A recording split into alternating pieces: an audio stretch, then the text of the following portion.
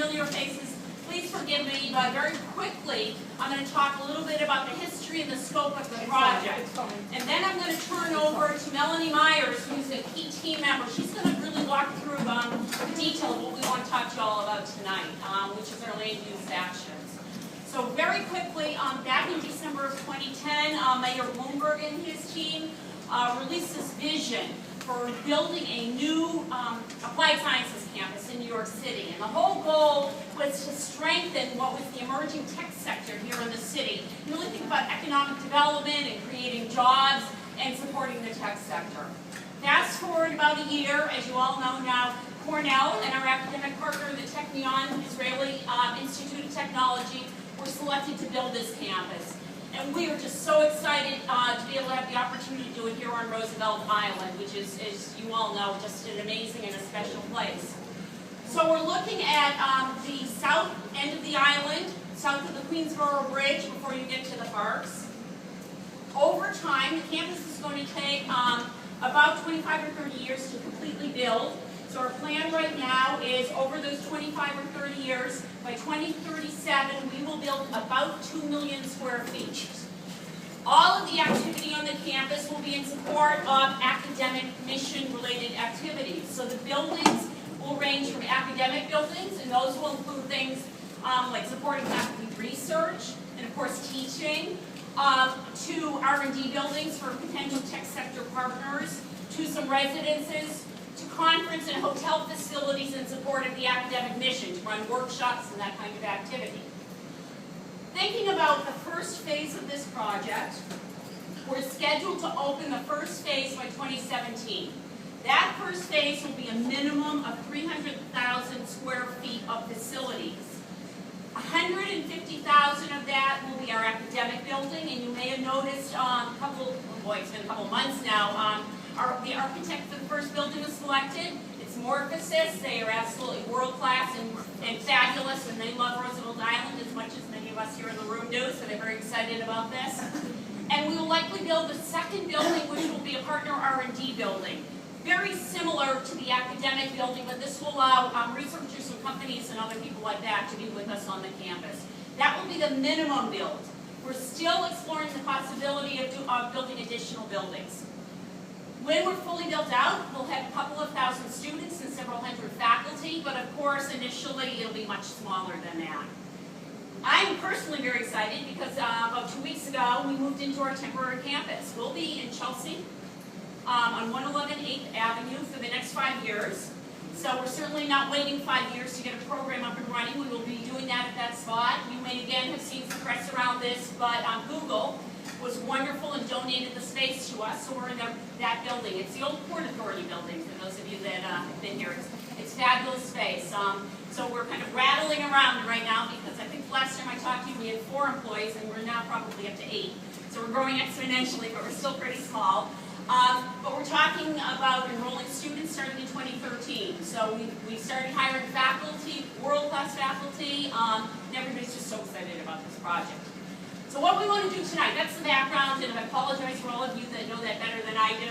I really want to turn this over to Melanie because she's really got the guts of what we want to talk about, which is how we're thinking about the land use process and actions, and then we're here to answer questions. So, all yours. And you know what? I'll be your you'll be my guide. AD guide. So I think we're actually a couple of slides ahead. Good evening, everybody. My name is Melanie Myers, and if you can't hear me in the back, let me know. I tend to talk a little softer than I should at times. But I'm an attorney with Frank Harris, Schreiber & Jacobson, and we've been working with Cornell since last fall and working on this project. And we think it's a fabulous project and a fabulous opportunity. And we really appreciate all of your attention and being here. Thank you. So what I really wanted to do is, Cathy very briefly had gone through the program. I just want to make sure that somebody's actually with the... Pete's doing it. Oh, you're doing it? Okay. Thank you. So if you can move forward. So Cathy went a little bit over the program. What I want to talk to you about, and you can see the site, and all of you, many of you here know it better than all of us. And what we wanted to talk about are the land use actions that you will be reviewing as a community board, and there'll be public hearings about, and that will happen this fall. So on very broad overview, what we are looking at, and we're working very hard with city planning right now to develop there'll be 4 land use actions that will be considered by the community board. The first is a city map amendment that relates to the streets surrounding the site. The second is a zoning map amendment. The third is the text of the zoning resolution will also be amended. We'll be creating a special district, and we'll talk a little bit about that. And then the last is there's a land disposition. So if we move to the next slide. And I don't know how easy, some of these slides will not be all that easy to look at, but the first slide is really showing the existing conditions on the southern part of the island, south of the Queensboro Bridge. So to orient you, the Queensboro Bridge is here, and the campus will be south of the bridge at the existing Goldwater facility.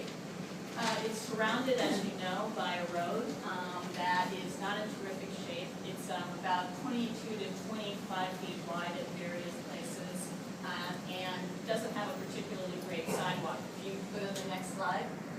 This is just looking at the existing conditions, and what you see is the width of the roadway, a relatively narrow sidewalk, and the parking all the way along the Esplanade side of the site.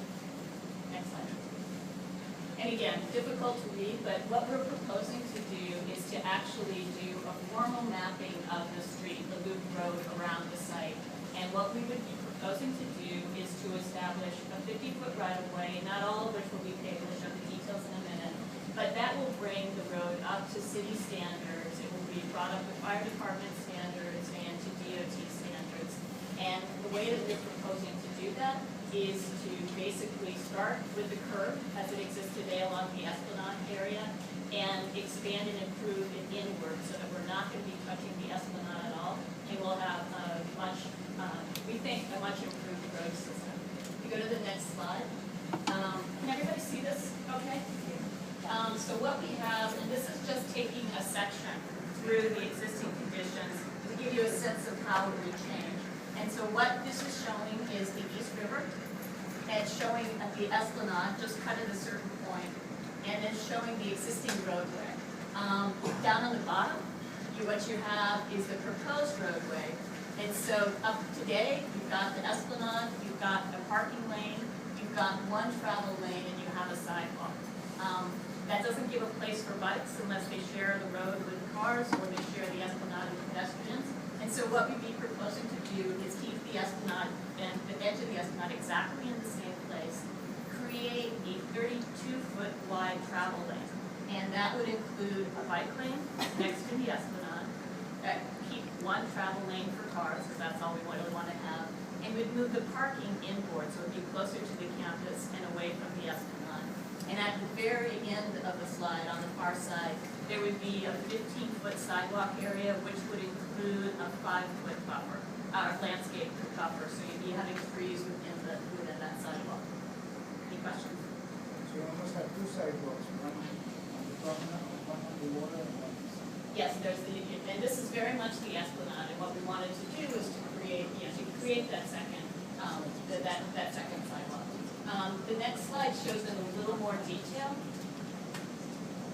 And again, this is just providing dimensions. So again, just took a sectional cut through the Esplanade in the roadways. And what you'll first have is 3 feet of buffer area. That's not going to be changed. It will continue to be planted. Then the curb, and that's because DOT wants it. Then there's the curb. There would be a 10-foot bike lane, so that would allow for 2-way bike traffic. Then a 3-foot buffer that separates the bike lane from the travel lane, the parking, and then you can see the landscape strip, and you can see the sidewalk at the end. Yes, you have your hand up. So the bike lane, in lots of the current bike lanes being built, there's a lane of parked cars between the bikes and the traffic. In this case, we don't have that configuration. What there is a 3-foot separation, which is painted, and that allows for kind of the separation that divider would give, as we think, and it also then allows for a flat area and a wide enough area for the fire department to be happy and comfortable that they'll be able to fight, if anything can happen. Yes? How much traffic are you anticipating? The traffic and, what we're doing, and one of the things that you'll be looking at through the formal review is some something called an environmental impact statement. I'm sure many of you are kind of aware of the process, we can talk about it. But it includes an environmental review, and one of the things that it will be looking at is how much traffic will be generated and how that sort of works with the roadway. One of the goals of the campus, and Kathy's talked a lot about this in other meetings, is that this is really going to be an environmentally sustainable campus. There is not a desire to encourage driving in any way, and so one of the things that we're looking at is actually, we'll get to it, is to change the parking controls to eliminate the parking requirements that exist and replace them with a permitted amount. I'm actually curious as to why, for all the years that Goldwater Hospital has been there, with the traffic, undoubtedly, ambulances going back and forth, all kinds of vehicles to service this giant facility, this roadway you're implying, it hasn't been adequate for the fire department. It's impossible. It must have been adequate for the fire department for the past 50 years. Number two, I would think the bikes are going along either the road, they're sharing it to cars, or they go on the Esplanade, which they do throughout Roosevelt Island.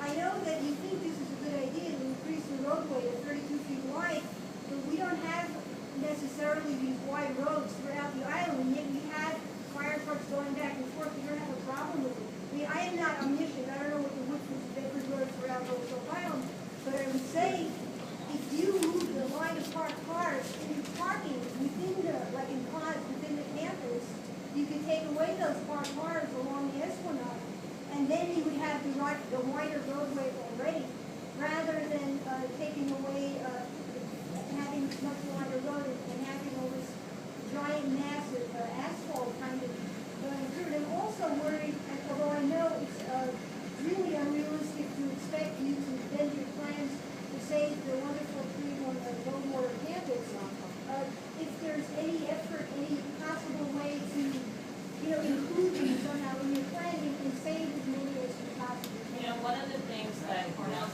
been doing, in fact, is that it's looking at the trees, because there really are some terrific trees. And one of the things that would be incorporated into the design of the street system is to do as much as we can to save the trees that are there. So we're looking at bump outs and things like that to protect the trees. Did we have questions At the later end. on? Yeah, absolutely. That makes more sense. Yeah. Okay.